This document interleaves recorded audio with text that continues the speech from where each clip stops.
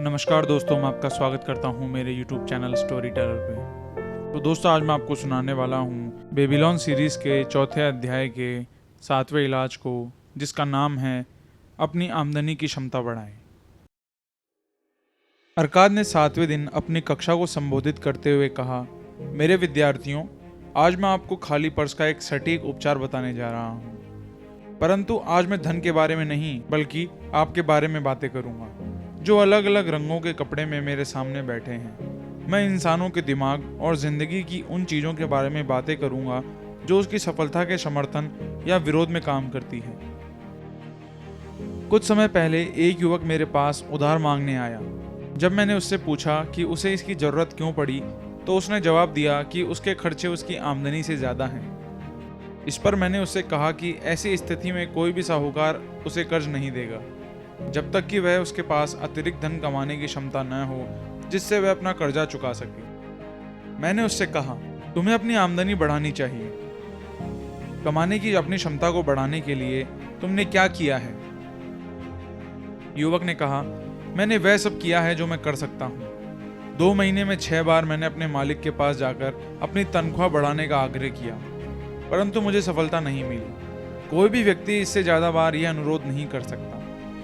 हम उसके भोलेपन पर हंस सकते हैं, परंतु उस युवक में आमदनी को बढ़ाने के लिए आवश्यक एक महत्वपूर्ण गुण था।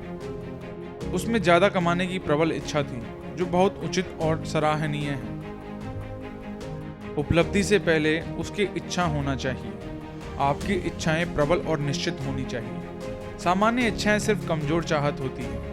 अगर किसी इंसान में सिर्फ अमीर बनने की चाहत है तो उससे कोई फायदा नहीं होगा, परंतु जिस व्यक्ति में 5 स्वर्ण मुद्राएं कमाने की इच्छा है, उसकी इच्छा निश्चित है और वह इसे पूरा कर सकता है। जब वह इसे हासिल करने के लिए लक्ष्य की शक्ति का प्रयोग करेगा और सफल हो जाएगा, तो अगली बार वह 10 स्वर्ण मुद्राएं कमाने के लिए उन्हीं तरीकों का प्रयोग कर सकता है, फिर 20 मुद्राओं के लिए और बाद में 1000 मुद्राओं के लिए भी।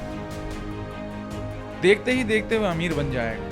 अपनी एक निश्चित छोटी इच्छा को पूरी करना सीखकर उसने बड़ी इच्छा पूरी करने का प्रशिक्षण पा लिया है। इसी प्रक्रिया से दौलत हासिल की जाती है। पहले छोटी राशि, फिर उससे बड़ी राशि, जब तक कि इंसान सीखकर ज़्यादा सक्षम नहीं बन जाता। इच्छाएं आसान और निश्चित होनी चाहिए। अगर वे बहुत ज़्यादा या बहुत जटिल हो या ऐसी हों जिन्हें हासिल करने का प्रशिक्षण उस व्यक्ति के पास ना हो, तो सफलता नहीं मिलती है।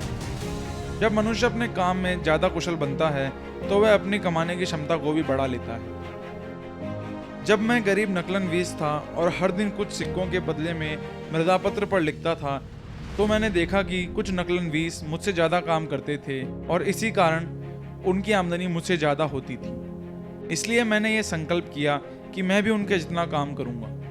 उनके ज़्यादा सफल होने का कारण जानने में मुझे ज़्यादा समय नहीं लगा। मैंने अपने काम में ज़्यादा रुचि ली, एकाग्रता से काम किया, अपने प्रयास में ज़्यादा लगन का प्रयोग किया और देखते ही देखते मैं जितने मृदा पत्रों पर लिखता था, बहुत कम लोग उससे ज़्यादा लिख सकते थे। जल्दी ही मुझे अपनी बढ़ी हुई क्षमता की वजह से पुरस्कार मिला। अपनी तनख्वाह बढ़ाने के लिए मुझे अपने मालिक के पास 6 बार जाने की जरूरत भी नहीं पड़ी।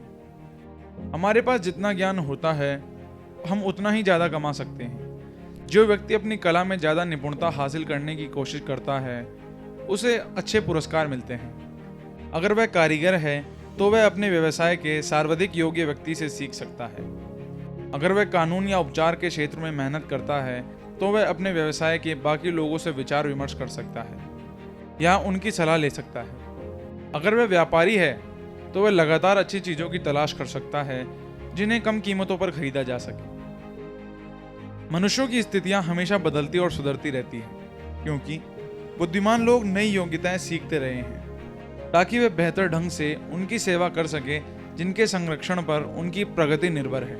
इसलिए मैं सभी व्यक्तियों से यह आग्रह करता हूं कि वे प्रगति की पहली कतार में खड़े रहें और स्थिर न रहें, क्योंकि स्थिर खड़े रहने पर वे पीछे रह जाएंगे। बहुत सी चीज़ें इंसान की जिंदगी को लाभकारी अनुभवों से समृद्ध बनाती हैं। अगर किसी व्यक्ति में आत्मसम्मान है तो उसे यह काम करने चाहिए।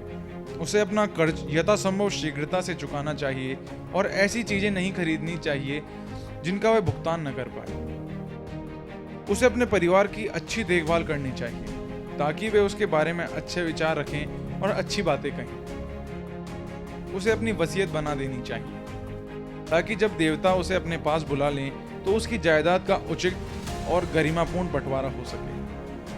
उसे दुर्भाग्य के शिकार लोगों पर दया करनी चाहिए और तार्किक सीमाओं के भीतर उनकी मदद करनी चाहिए। उसे अपने प्रियजनों के प्रति विचारपूर्वक काम करना चाहिए।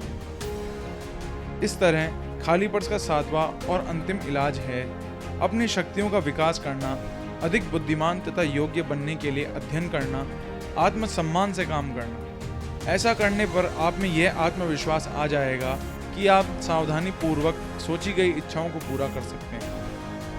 तो खाली पर्स के 7 इलाज ये हैं जो मैंने लंबे और सफल जीवन के अनुभव से सीखे। मैं दौलत चाहने वाले सभी लोगों से इन पर अमल करने का आग्रह करता हूँ। मेरे मित्रों, बेबीलोन में इतना सोना भरा पड़ा है जिसकी आप कल्पना नहीं कर सकते हैं। यहाँ पर सबके लिए प्रचुर दौलत है। आगे बढ़ें और इन सच्चाइयों पर अमल करें ताकि आप समृद्ध और दौलतमंद बन सकें, जो आपका अधिकार है। आगे बढ़ें और इन सच्चाइयों को दूसरे लोगों को भी सिखाएं ताकि हमारे सम्राट का हर सम्मानित नागरिक हमारे प्रिय शहर की अपार दौलत में सहभागी बन सके। तो दोस्तों, इतना सा था ये इलाज। आशा करता हूँ आपको इलाज पसंद आया होगा। इलाज पसंद आया तो चैनल को सब्सक्राइब करें, वीडियो को लाइक करें, शेयर करें और कमेंट करके बताएं कि आपको इलाज कैसा लगा और आप अगली कहानी सुनना कब पसंद करेंगे। तो मिलते हैं ऐसी किसी अगली कहानी में। तब तक के लिए धन्यवाद।